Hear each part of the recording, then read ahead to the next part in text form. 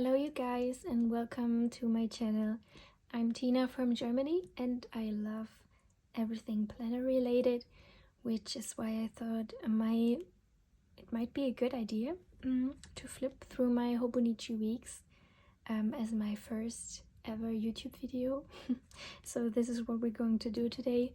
I have several other planners that I used in 2023 so far, but the Hobonichi weeks is the one I was the most consistent with, so I thought it would be most interesting to show you this planner.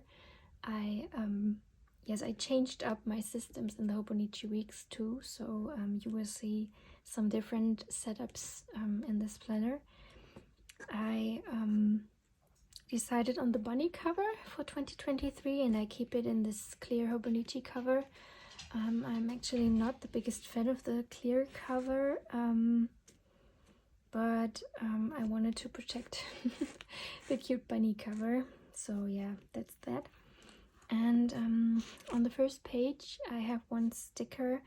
This is by Lea Melcher. She's a German illustrator and I'm a patron of hers, and this says, "I love books," because in the beginning of the year I was using a Hobonichi original, Tetra original, like the A6 format, and the Hobonichi weeks, and I wanted to use the Hobonichi weeks as a tracker for my media consumption and a lot of other things as well, but I didn't really keep up with it, but I still very much like this sticker. And on the next page I try to create my own stickers because we were entering the year of the rabbit in 2023. So yeah, I think the bunny's cute, but I don't really like the colors. They turned out very differently from what I intended them to be, because I didn't know how to set up my printer correctly for printing stickers at that point. Yeah, and on this yearly overview I only track my period, nothing else.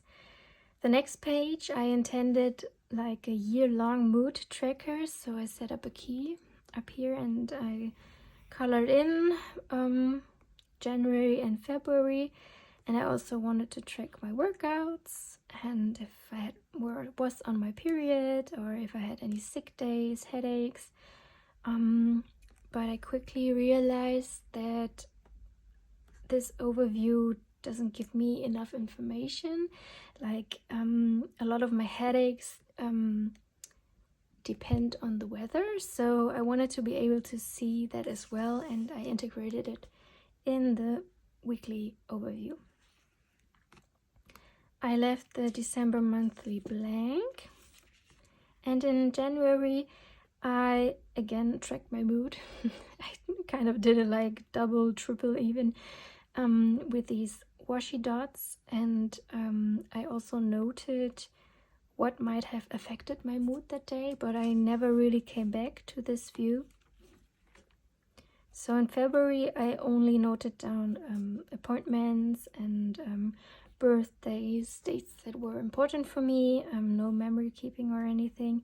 And by the way, I censored some stuff, like all this washi tape randomly is like things I don't want to put on the internet. For March it kind of was the same. Also April, and in May I put down some decoration and some stickers, because in May I decided I can only keep up with one planner at a time, and I decided on the Hobonichi weeks. So I began to put some stickers in the monthly overview, and I also tracked some parcels.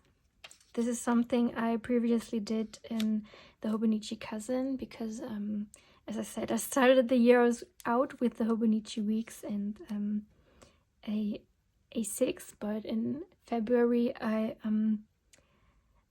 kind of had the feeling that I wanted to use the cousin as well.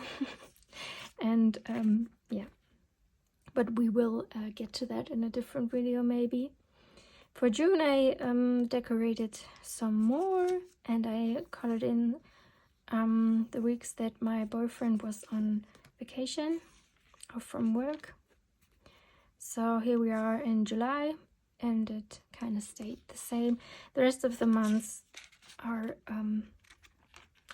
kind of empty. Yeah. So in the Hobonichi weeks, you get the December of the previous year, like for this instant December of 2022, in the weekly pages, but I didn't started using the Hobonichi weeks until January, so I kind of came back to those empty pages later and tried some setups that I thought maybe I wanted to try them, so I just drew them out.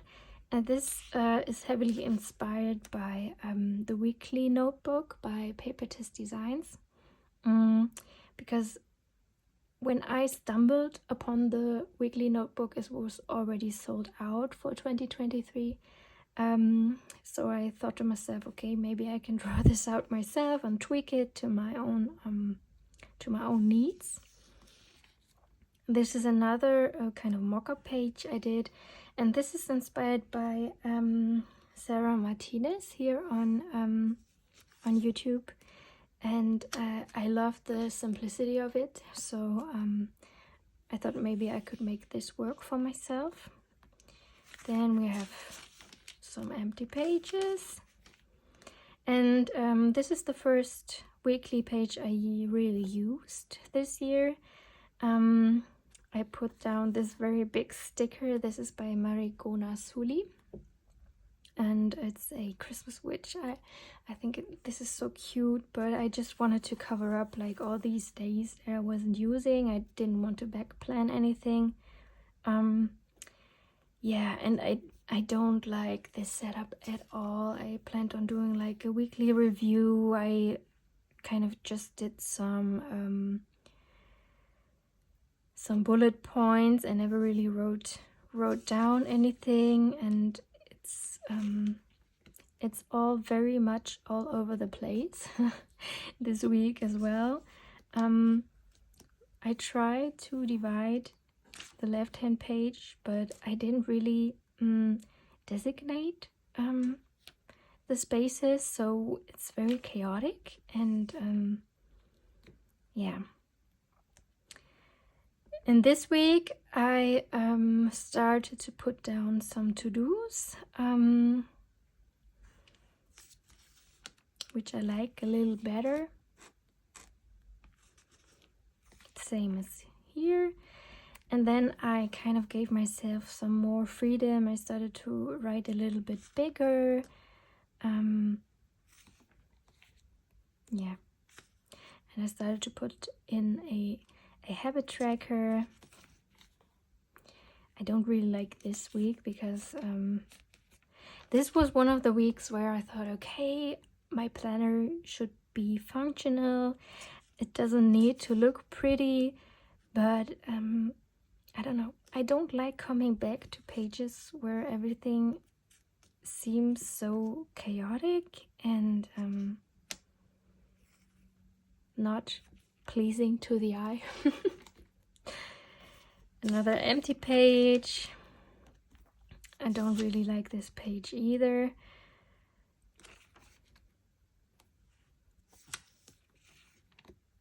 Yeah.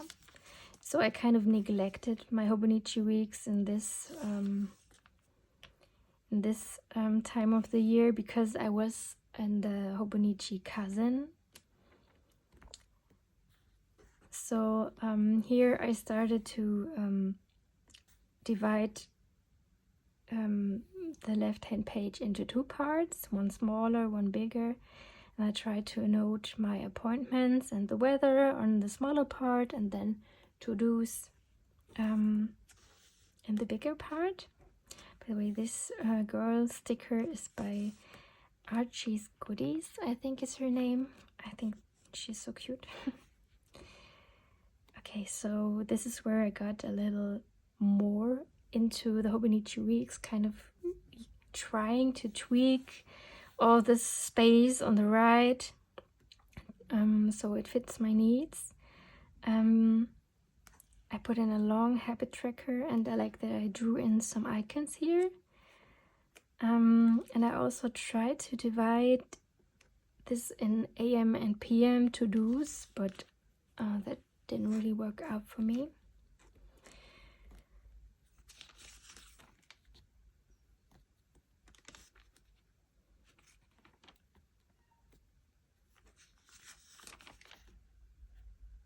Yes, and here you can see I did this setup like the one I was inspired by Sarah Martinez. This is more like a memory keeping spread. And if I remember correctly, I didn't set this up beforehand. This was kind of like I went back and didn't want to leave this page empty. So here's another mock-up that I did.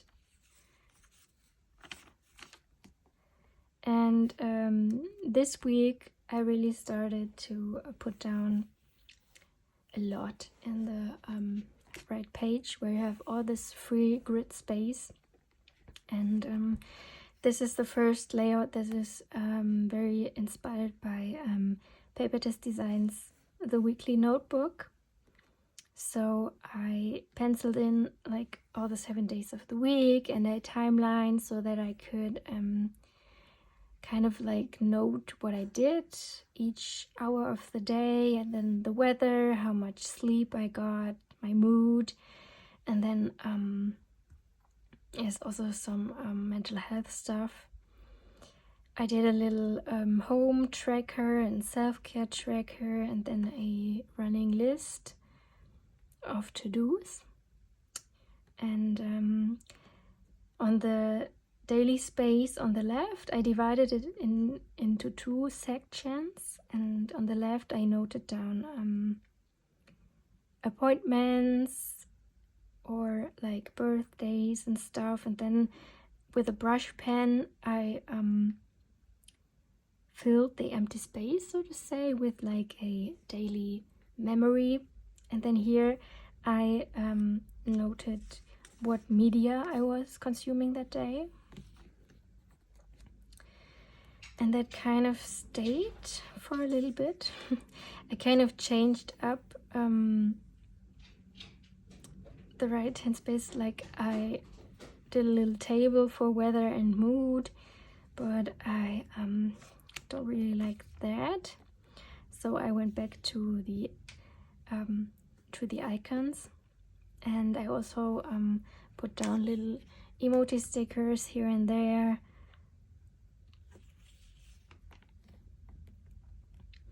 And I tried a lot of different versions for all these tables because I really wanted to make the most out of this planner, like get it to fit my needs almost perfectly. And for example, this week I tried to track my media in this little table, but I don't really like that. I like it better like when it's on the day itself. And here I did a little graph like for my sleep and also my mood, but I didn't connect those dots. And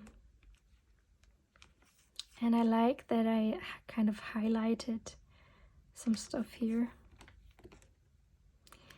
I don't like this week at all. I got ballpoint pens, and I think they're kind of like the same as the one you get from the Hobonichi website when you order a planner from the original website. You often get like a ballpoint pen with 3 different colors, and usually like all this well, this is a brush pen, but all this other text is a fountain pen. And and I don't really like ballpoint pens, but for whatever reason I just wanted to use a ballpoint pen, and I don't like it at all. The look of it, it's not for me.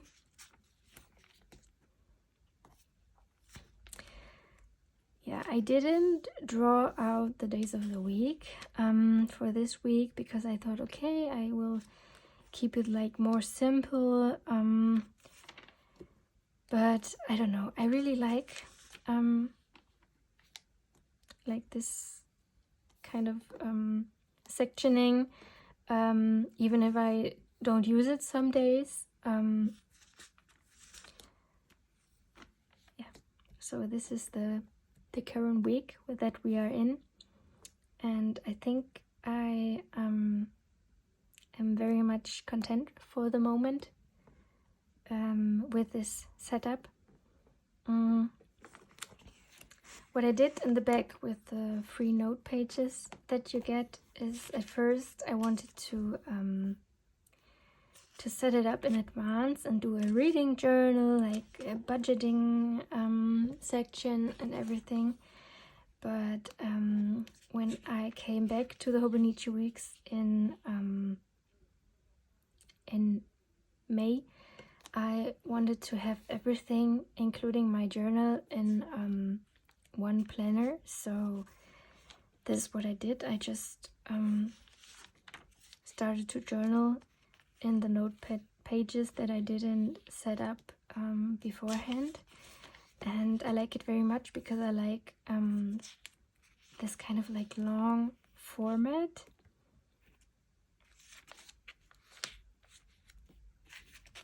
Yeah, so this is where we're at right now. I have some empty pages left in the Hobonichi weeks, like in the note pages. I honestly already have an order coming in from Paper Test Designs, a B6 plain notebook, because for 2024 I am eyeing her yearly notebook. I think I could really make that work for me, because I like that the note pages are directly behind the weekly section, so everything really is condensed and you don't have to flip around as much. So yeah, I'm planning on kind of like drawing out her setup for the yearly notebook myself in this B6 notebook for the rest of 2023. But yeah, we'll see how that goes. If I really do that, I will take you guys along if I do that, and I will probably also do another video on my other planners I used so far in 2023. Yeah, so if you like, please tell me what planners you use so far in 2023, and if you already thought about what planners you want to use in 2024. I'm very much interested in that, and I hope you like my little flip through and it wasn't too chaotic. Bear with me, as it was my first video, and I was very nervous. If you saw some stickers that I didn't mention, also feel free to ask me where I got those from. I think I remember most of them, and I will put all the sticker suppliers and everything that I usually use down in the description box.